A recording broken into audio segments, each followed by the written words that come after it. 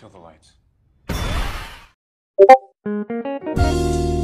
Hello brother, Sunggurawin Channel Lambe Movie. Jadi semuanya masih kuat kan puasanya? Pasti dong, harus semangat walaupun lagi puasa. Oke, jadi kali ini aku akan membawakan alur cerita yang filmnya tuh cukup unik, dimana dalam satu film ini terdapat zombie, vampir, dan juga manusia serigala. Penasaran bagaimana ceritanya? Dan juga gimana sih nasib manusia yang ada di film ini? Yuk lur, langsung kita mulai saja and enjoy this Lambe Movie.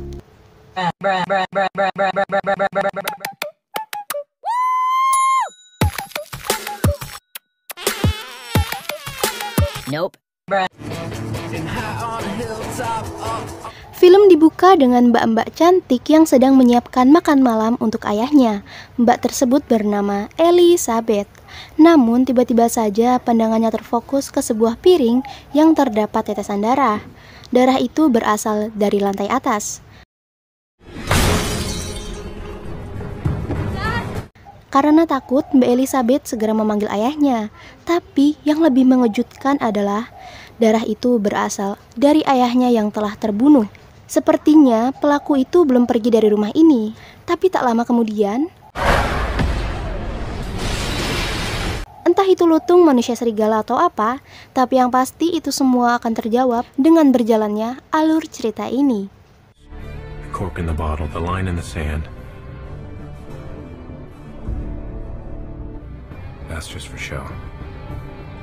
Ia adalah Dylan. Ia merupakan tokoh utama dalam film ini. Dan pria yang menodongkan pistol ke arahnya merupakan seorang penipu asuransi. Tapi dengan sedikit tipuan, Dylan dapat merebut pistol dengan mudah. Jadi Dylan ini tadinya merupakan seorang detektif yang menyelidiki kasus tentang monster seperti vampir, manusia serigala, ataupun zombie. Tapi untuk sekarang ini Dylan sudah pensiun dari pekerjaannya itu. Dan sekarang Dylan menjadi detektif normal pada umumnya dan tidak lagi berurusan dengan para monster. I'm sorry, there's a revolution going on, Dylan. It's called digital. Setelah itu temannya Dylan datang. Ia bernama Marcus. Si Marcus membawa beberapa bukti tentang kasus perselingkuhan yang diminta oleh Dylan. Marcus juga memberitahu bahwa ada seorang perempuan yang tinggal di New Orleans Garden District ingin meminta bantuan kepada Dylan. Dengan semangat, Dylan segera pergi ke sana. Karena The New Orleans Garden District sendiri merupakan tempat tinggal orang-orang kaya. In this case, die in style. Sesampainya di sana, terlihat di depan rumah perempuan itu ada seorang polisi. Dylan dan Marcus segera masuk ke rumah kliennya. Kalian masih ingat kan wanita ini? Yap, mbak ini merupakan wanita yang ada di scan awal film tadi. Ia adalah Elizabeth. Elizabeth memberitahu Dylan kalau tidak ada satupun orang yang percaya jika ayahnya dibunuh oleh monster. Bahkan polisi yang sedari tadi menjaga di depan pun tak percaya. Si polisi menjaga di depan rumahnya hanya untuk meyakinkan tetangga di sekitar kalau semuanya aman. Elizabeth memanggil Dylan setelah mendapat rekomendasi dari seorang pendeta kalau yang dapat menangani kasus kematian ayahnya hanyalah Dylan seorang. Dengan cepat, Dylan menolak untuk menangani kasus tersebut karena Dylan sudah pensiun dari pekerjaan yang berkaitan dengan monster. Sorry, but investigators are the type of help you need. Marcus mencoba membujuk Dylan agar menerima pekerjaannya ini, tapi Dylan justru meninggalkan Marcus di sana.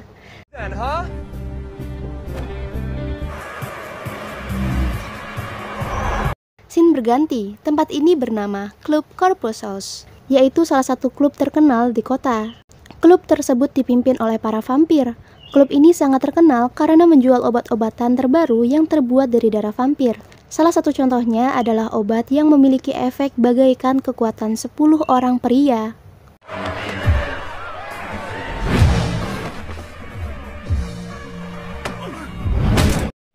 Di lain sisi, Marcus akhirnya sampai juga nih di apartemen. Jadi Dylan dan Marcus ini tinggal bersama ya teman-teman. Marcus mengira bahwa orang yang baru saja masuk dan berdiri di belakangnya adalah Dylan, tapi ternyata bukan. Tak lama kemudian Dylan datang. Dylan sangat terkejut melihat Marcus yang sudah terbunuh dengan sangat mengenaskan. Satu-satunya teman yang Dylan punya kini sudah tiada. Tentu saja Dylan sangat kesal, hingga ia memutuskan untuk kembali lagi bekerja sebagai seorang detektif yang berhadapan dengan monster, karena ia tahu kalau yang membunuh Marcus bukanlah manusia. Dylan berpikir bahwa kematian ayahnya Elizabeth dan juga Marcus berhubungan dengannya. Untuk kembali lagi ke pekerjaan yang dulu, hal pertama yang harus Dylan lakukan adalah dengan menerima pekerjaan dari Elizabeth, yaitu menjadi detektif untuk menangani kasus pembunuhan ayahnya Elizabeth. Ia mencoba menganalisa bekas darah yang ada di TKP. Menurut Dylan, ini semua adalah ulah manusia serigala. Selanjutnya, Dylan hanya perlu mencari bukti yang cukup kuat dengan memeriksa ke pohon yang berada di sekitar rumah. Akhirnya, ia berhasil menemukan sebuah bulu manusia serigala. Jackpot. Dari bulu manusia serigala ini, Dylan menjadi tahu kalau si manusia serigala adalah betina yang berusia sekitar 18 atau 17 tahunan.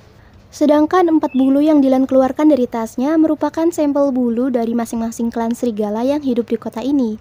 Jadi kesimpulannya ada 4 klan manusia serigala yang hidup di kota tersebut, dan bulu manusia serigala yang Dylan dapat barusan cocok dengan salah satu dari 4 klan tersebut.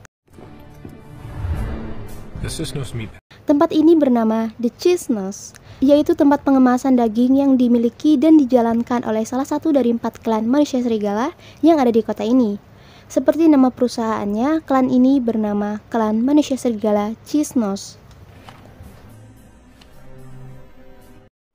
Dylan pergi ke tempat itu karena pelaku pembunuhan dari ayahnya Elizabeth merupakan salah satu dari klan Cheese Nose. Ia segera menyelinap ke ruangan si ketua klan.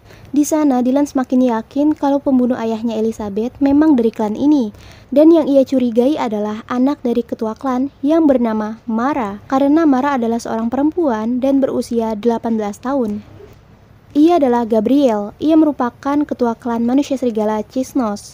Karena Pak Ketua Klan tak senang jika anaknya dituduh sebagai pembunuh, ia segera mengusir Dylan dari ruangannya. Namun tiba-tiba saja ada manusia serigala yang memukul Dylan dari belakang. Ia bernama Wolfgang. Usut punya usut nih, ternyata Wolfgang memiliki dendam tersendiri kepada Dylan. Karena ayahnya Wolfgang meninggal ketika berusaha melindungi Dylan dari segerombolan vampir.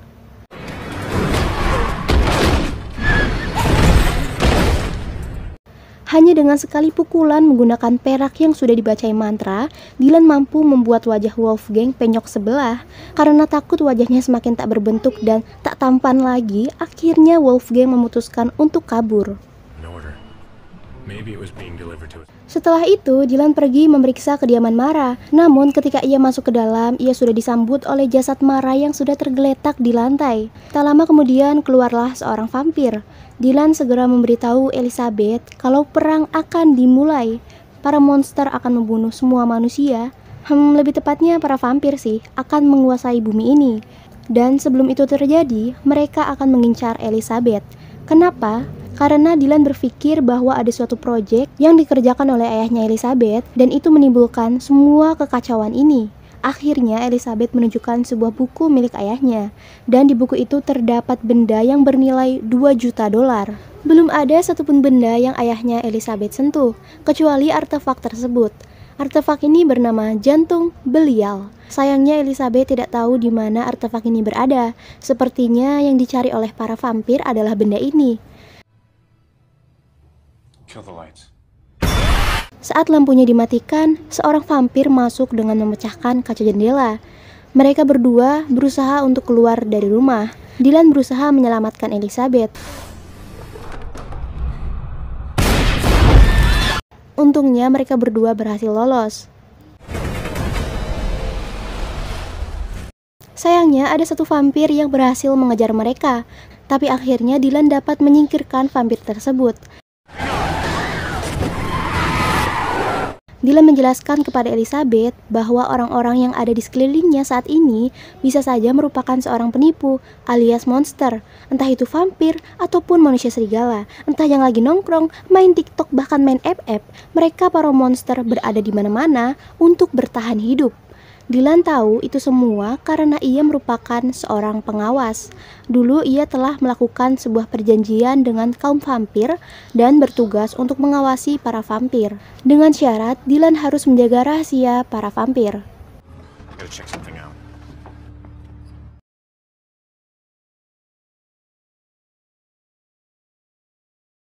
Kemudian Dylan segera memeriksa mayat Markus untuk memastikan apakah gigitan yang ada di tubuh Mara sama dengan gigitan yang ada di tubuh Markus. Ternyata gigitan itu sama. Dylan menyimpulkan bahwa itu adalah gigitan zombie. Loh, kok hidup? Ya, karena Markus sekarang sudah menjadi mayat hidup alias zombie. Kabar baiknya saat ini Markus dapat dikendalikan sebelum ia benar-benar kehilangan kendali. Pretty well so far. Dylan berniat untuk mencari pengganti tangan kiri Markus yang putus.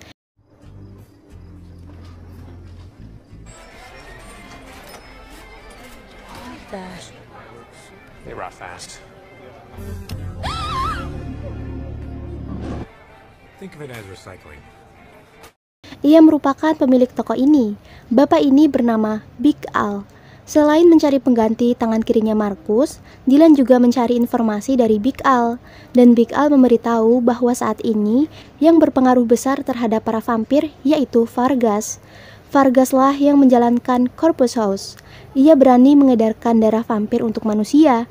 Bahkan yang lebih parahnya, Vargas juga menyebarkan rumor kalau Dylan adalah seorang venator. Venator merupakan orang yang memburu para monster. Take it easy, Dylan, you hear me? Scene berganti. Kalian pasti penasaran kan siapa sih Vargas? Nah, inilah orangnya. Ia sedang memberi hukuman kepada salah satu anak buahnya karena telah gagal mendapatkan jantung belial. Dengan jantung belial, Vargas berencana akan menjadi puncak rantai makanan alias para vampir dapat menguasai seluruh makhluk hidup di bumi ini. Yes. Oke, kita akan beralih lagi ke Dylan. Karena Dylan sangat menyayangi teman satu-satunya yaitu Markus, ia membelikan beberapa kebutuhan yang selayaknya diperlukan oleh seorang zombie. Tapi di sini Markus sangat terkejut ketika melihat tangannya yang diganti menjadi berkulit hitam. Ya, itu karena toko milik Pak Big Al kehabisan stok tangan kulit putih. Selain itu, Markus tidak dapat memakan makanan manusia. Jika ia memakannya, maka ia akan muntah. Dan yang harus Markus makan adalah belatung. You're a zombie now. You either eat this. I'm not gonna eat that. Kemudian Dylan pergi ke Corpus House untuk menemukan vampir yang kabur dari rumah Mara. Well, what about you? I'll be fine. There was only one way to get into Corpus House if you weren't a vampire. Need was the teenage vamp who disappeared at Mara's place. Well, kinda looks like one of those. Tetapi tiba-tiba saja Dylan dipaksa untuk menghadap Vargas. Di sana Vargas mencoba membujuk Dylan dan berpura-pura menganggap Dylan sebagai temannya dengan berharap Dylan mau berhenti dari pekerjaannya. Tapi Dylan menolak. Ia justru bertanya, mengapa jika Vargas menganggap ia adalah temannya, tetapi anak buahnya Vargas justru berusaha menyerangnya dan juga telah membunuh Mara. Mendengar itu Vargas mengelak. Kalau yang melakukan semua itu bukanlah anak buahnya. Karena kesal mendengar kebohongan Vargas, Dylan pergi dari sana dan mengancam akan bertemu lagi dengan Vargas dengan membawa bukti bahwa semua ini adalah ulah Vargas. Beruntungnya saat di luar, Dylan bertemu dengan vampir yang ia cari. Vampir ini ternyata bernama Slake. Dylan mengancam Slake dengan pistol yang berisikan peluru kayu tajam di ujungnya agar Slake mau memberikan informasi mengapa ia ada di rumah Mara, tapi Slake justru berhasil kabur. Dari arah yang berlawanan muncul zombie yang berbadan besar dan Slake berhasil ditangkapnya. Dylan mencoba menembak si zombie, tapi itu sama sekali tidak mempan. Ia justru terpental oleh pukulan dari si zombie. Something to do with his fiance a few years. Untuk mencari petunjuk tentang jantung belial, Dylan dan Markus pergi ke tempat tinggal Slake. Tapi saat sampai di sana, ia hanya menemukan foto Mara. Berkat itu mereka tahu kalau ternyata selama ini Slake dan Mara berpacaran. Karena tak menemukan petunjuk lain, Dylan pun segera pergi meninggalkan tempat ini. Tapi Markus merasa lapar karena ia belum makan sama sekali. Bagaimanapun Markus tidak akan pernah mau memakan makanan zombie. Dylan menembakkan pistol untuk menyadarkan Markus kalau saat ini Markus sudah mati dan ia bukanlah seorang manusia lagi. Keesokan harinya Dylan mendatangi pemakaman Mara. Saat di sana Pak Gabriel memberitahu Dylan kalau pacarnya Mara atau si Slack bukanlah orang yang telah membunuh Mara. Kemudian Dylan menunjukkan foto jantung belial dan ia bertanya sebenarnya benda apakah ini. Dengan cukup singkat Pak Gabriel memberitahu bahwa seorang anak muda telah mencuri itu untuk sebuah kedamaian. Tapi tanpa mereka sadari ternyata benda tersebut telah membangunkan makhluk buas yang sedang tertidur. Pak Gabriel juga menyarankan agar Dylan tidak ikut campur dalam hal ini. Saat sampai di apartemennya, terlihat Elizabeth sedang memegang foto mantan tunangannya Dylan. Lalu Dylan menceritakan bahwa mantan tunangannya telah meninggal. Dan itu adalah ulah Corpus House alias ulah para vampir. Di saat itu juga Dylan menghabisi semua vampir. Elizabeth berusaha menyium Dylan, tapi Dylan menolaknya. Oke, kita akan beralih ke Markus. Di sini Markus sedang mencari makanan yang enak untuk dimakan, tapi sungguh apes ternyata pelayan dari restoran itu sendiri juga seorang zombie, sehingga Markus diberikan burger isi daging cacing. Seorang gadis menegur Markus agar tidak berperilaku seperti itu terhadap sesama zombie. Kemudian wanita itu mengundang Markus untuk datang ke perkumpulan para zombie. Saat malam, Dylan menemui teman lamanya yang bernama Borelli. Di sana, Dylan juga menanyakan mengenai jantung belial. Dylan datang kepada orang yang tepat, karena Borelli tahu semuanya. Jadi, jantung belial telah hilang selama berabad-abad. Jantung belial pernah ada pada 5.000 tahun yang lalu, dan di dalamnya terdapat darah belial.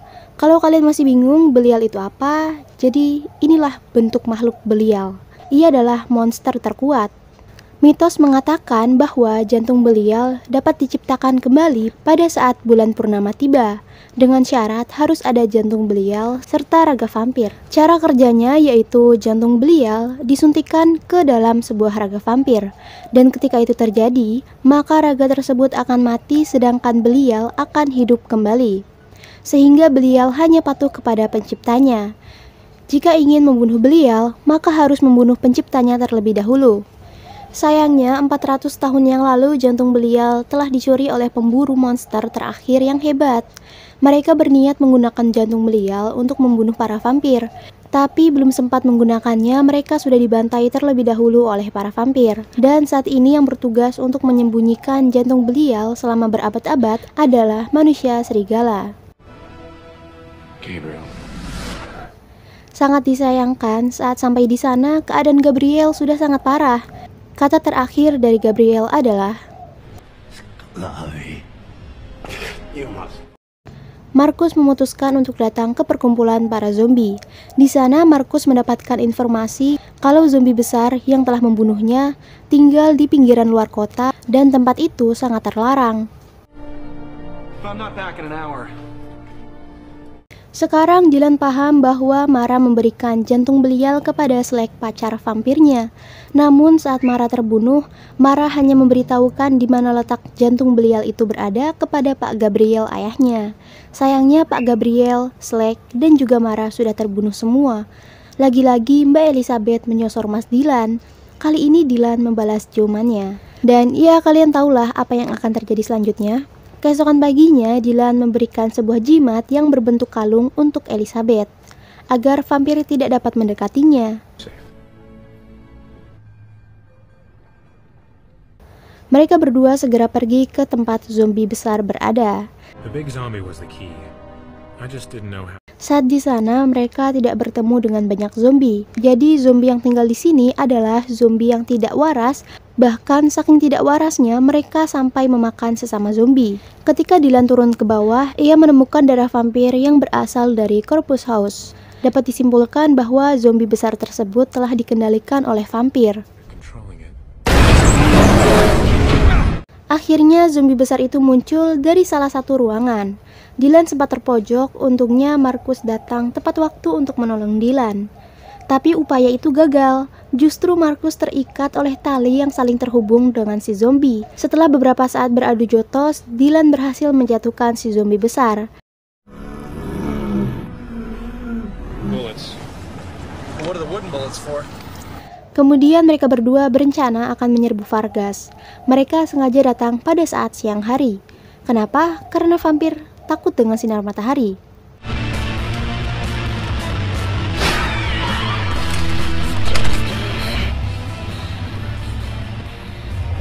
Dylan dan Marcus berhasil masuk ke dalam kamar Vargas. Karena terpojok, Vargas memberitahu Dylan tentang Sclavy. Sclavy adalah seorang vampir. Ia merupakan sesepuh yang membantu Vargas membangun Corpus House. Vargas hanya memberitahu Dylan kalau Sclavy adalah tukang tidur, dan menurut Dylan hanya tempat inilah yang paling nyaman sebagai tempat tidurnya para vampir.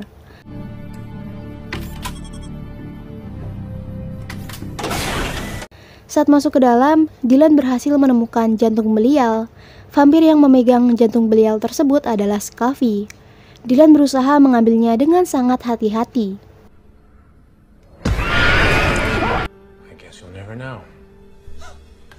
Setelah mendapatkan jantung belial, mereka berdua segera keluar dari sana. Namun saat di luar, mereka telah dikepung oleh sekawanan vampir. Ini semua adalah ulah Vargas. Dylan mencoba berontak tetapi lagi-lagi gagal. Dan lebih parahnya, Vargas berhasil membawa Elizabeth. Mix it up a bit. Me first. Marcus dan Dylan dimasukkan ke dalam kuburan. Seperti biasa, Marcus ini sangatlah panik. Ia berusaha menelpon 911 tapi sinyalnya terputus. Dylan mencoba menenangkan Marcus.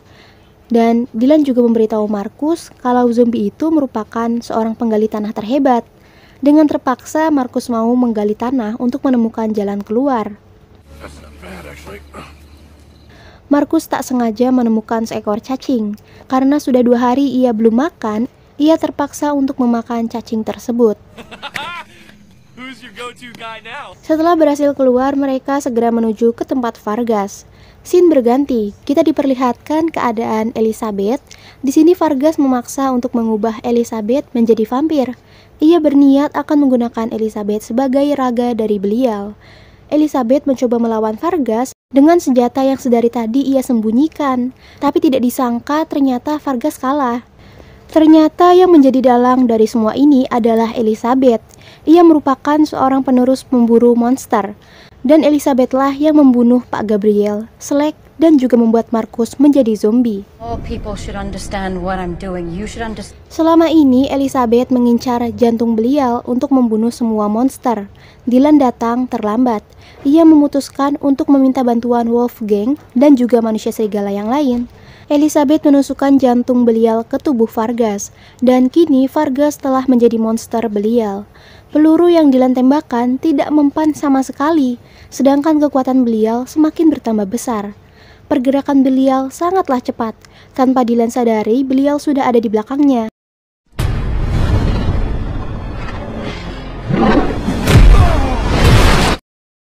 Marcus mencoba untuk membantu Dylan sampai membuat salah satu tangannya putus. Elizabeth menyuruh belial untuk menghentikan aksinya. Tapi di luar dugaan, ternyata tidak seperti di buku panduan. Belial ini tidak mau menuruti perintah tuannya sendiri. Belial hanyalah monster yang dipenuhi kebencian, dan ia akan membunuh semua makhluk hidup yang ada di bumi.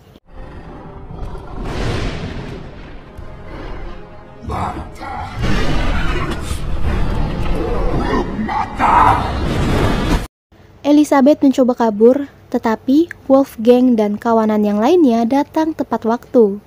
Karena Elizabeth semakin babak belur, kekuatan belial pun semakin lemah. Hingga akhirnya Wolfgang berhasil membunuh Elizabeth, sehingga belial pun juga terbunuh. Kalian masih ingat kan, kalau kunci untuk membunuh belial adalah harus membunuh tuannya terlebih dahulu. Dylan meminta Wolfgang untuk menjaga jantung belial ini, karena menurutnya Wolfgang adalah orang yang dapat dipercaya. We're so disgusting a raise. Yeah. I'm sorry about about your father. He was a good man. Dari kejadian ini, Dylan resmi mengangkat Marcus untuk bekerja bersamanya. Dan Marcus juga mulai menerima dirinya yang sekarang. Tamat. Come on, buy a hot dog. Terima kasih sudah menonton video ini. Sampai jumpa di video berikutnya and bye-bye.